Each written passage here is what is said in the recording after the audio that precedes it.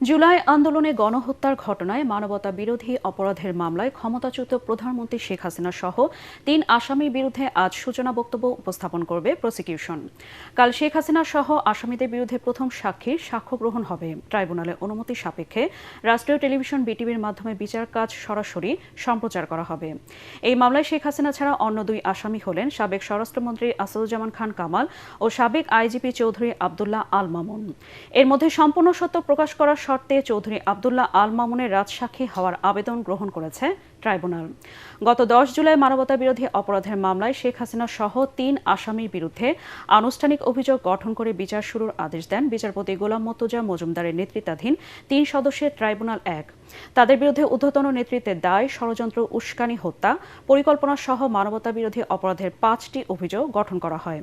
একই সাথে এই মামলায় প্রসিকিউশনের সূচনা বক্তব্য উপস্থাপনের জন্য আজকের দিন ধার্য করেন আদালত।